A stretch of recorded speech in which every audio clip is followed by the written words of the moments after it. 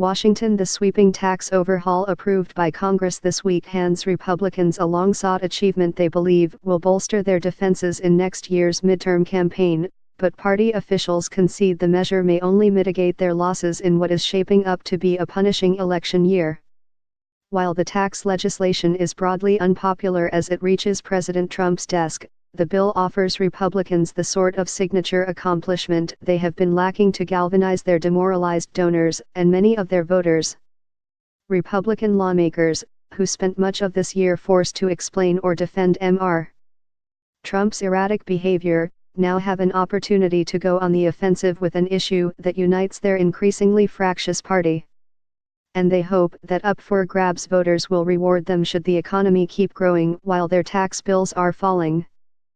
Once the withholding tables change in January, voters will realize their paychecks are bigger as a result of tax reform, said Representative Steve Stivers of Ohio, who runs the House Republican campaign arm. But, alluding to past midterm defeats for the party in power at the White House, he acknowledged that history is against us. To reinforce the party's message, the primary House Republican super PAC, the Congressional Leadership Fund, is planning a $10 million advertising and grassroots campaign beginning next month in some of their most competitive districts to highlight the rate reductions, higher standard deduction and child tax credits in the bill. Corporations such as AT&T and Wells Fargo delivered Republicans an immediate gift by announcing they would give employees a bonus because of the tax cut. Senator Mitch McConnell of Kentucky, the majority leader, said in an interview that Senate Republicans next year would batter the many Democrats who are on the ballot in states won by Mr.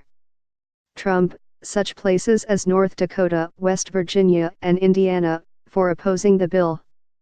Yet with voters indicating by wide margins they prefer Democrats to control Congress and bestowing Mr.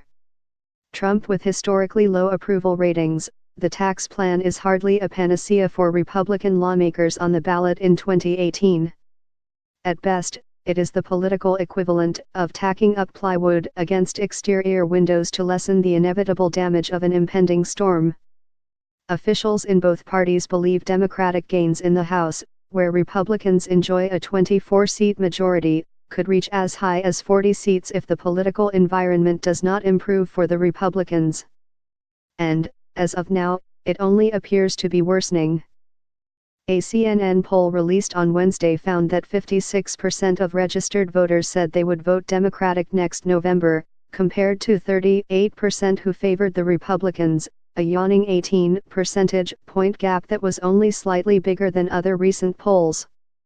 Through that lens, impressions of the new tax law could be warped by partisan feelings. This advantage is showing up in fundraising, where Democrats are harvesting small-dollar contributions. The Democratic Congressional Campaign Committee announced on Wednesday that it raised $6.9 million in November, outstripping its Republican counterpart for the seventh month in a row.